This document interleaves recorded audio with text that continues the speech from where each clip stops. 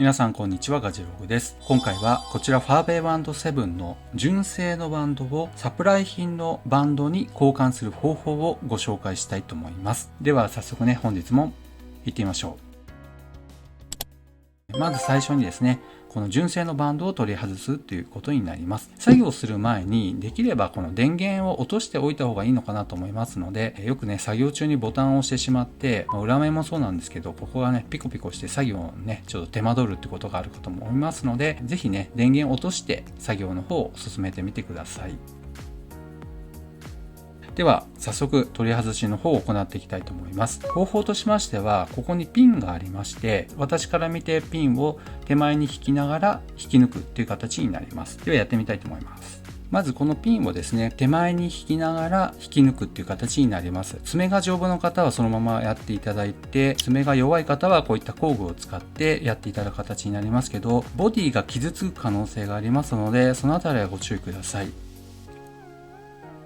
はい。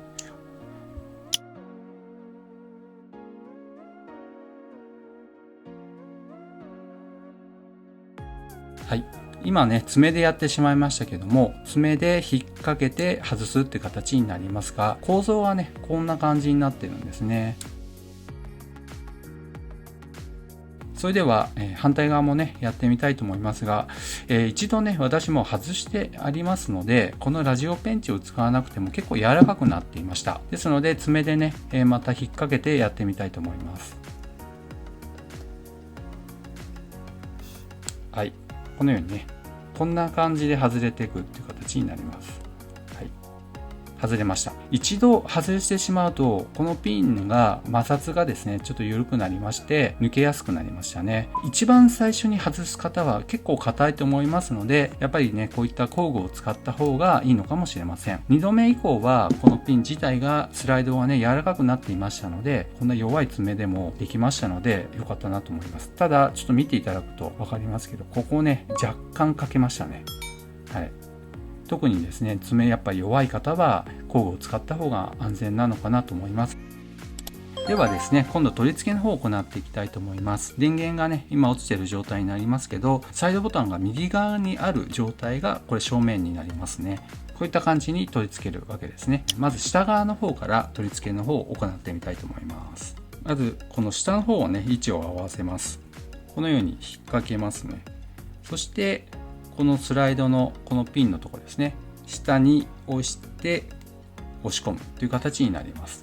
下に引いてある状態で押し込むですね。もう一回やってみたいと思いますね。はい、片側をまずこのようにはめ込みます。はい、そしてピンをこのように引いて押し込むという形になります。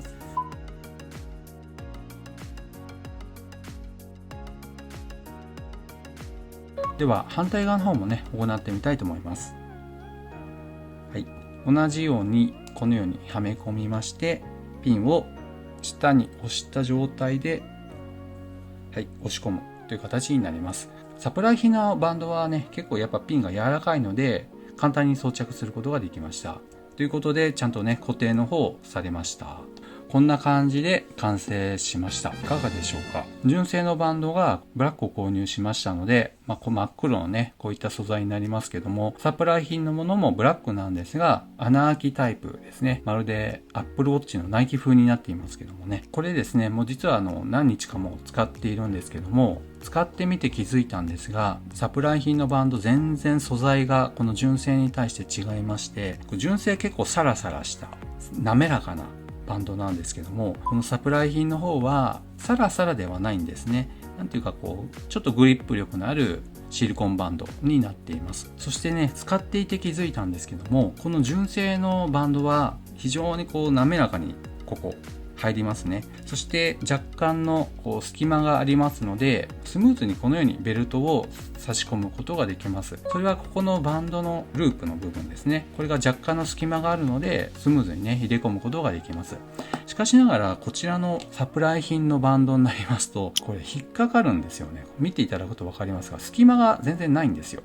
このように止まっちゃうぐらい引っかかります。滑らかに入ってくれない、こう摩擦がある状態で入ってきますので、腕にねこのバンド装着する時にここ差し込むのことがね結構めんどくさいですね。このあたりやっぱりサプライ品の非純正という感じがやっぱり出てしまっていますね。ですので購入をね考えている方はそのあたりはちょっとご注意ください。もしかしたら個体差があるかもしれませんけど、このものに関しましてはなかなか精度っていうのはなかなか緩いなという感じがします。しかしながらですね、Apple Watch のナイキ風のこのデザインっていうのは個人的には気に入っています。中にはね、ハスのイメージがあるということで嫌いな方もいらっしゃると思いますけどもね、そのあたりはちょっと好みの問題ということでご了承ください。ちなみに余談なんですが、こちらですね、今下にありますのは、これファーウェイバンド6、6になります。こちらが最新モデルの7になります。このバンド見ていただきますと、6の方はこちらのバンドに交換してありました。しかしながら今回7でご紹介しましたこのバンドは見た目こそ似ているんですが、この部分ですね、留め具部分っていうんでしょうかね、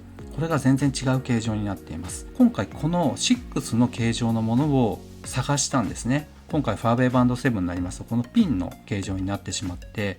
この6で使われていたこのプラスチックの留め具の形状ではなくなってしまったので、また買い直しになったわけですね。本来ならばこのバンドを使おうかなと思っていたんですけど、全然違う形状になっていたのでね、もう仕方なく新しいものを購入しました。私が購入しましたのはアリエクスプレスのストアの方で購入したんですけども、今回このファーウェイバードの7用のこのベルトの形状のものはなかったんですよ。ただ実はですね、購入した時点であるストアなんですけども、こういった形状のもので全くファーウェイバンド6と同じだなということで購入しました。で、実際届いたのがこの形状だったんですよ。ですのでアリエクスプレスの方で届いたものが違うということで紛争っていうねシステムがありましてね、紛争の方を開始しました。そうしましたらアリエクスプレスの事務局の方でそれを認めてくれたということで、返金扱いをしてくれました。ですのでこの形状がね全く違いましたけど、返品そのものはいらないよってことでしたので、お金は戻ってきたんですけども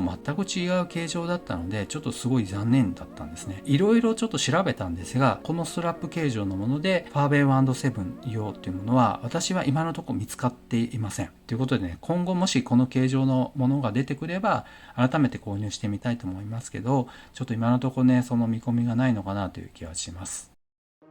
ということで今回ファーウェイバンド7のバンド交換の方法についてご紹介しました。必要な方はこちらのラジオペンチを使っていただくか、もしくはねはたまた他の方法なのか分かりませんけども、ご自分に合った方法でぜひ作業されてください。そしてですね、工具を使う際に気をつけなければいけませんのは、この辺りね傷つけてしまう可能性がありますので、その辺りもご注意ください。そして作業自体はですね自己責任で行っていただければと思います。では本日は以上となります。この動画が良かったという方は高評価、そしてまだの方はぜひチャンネル登録をこの機会にお願いいたします。ではまた次の動画でお会いしましょう。さよなら。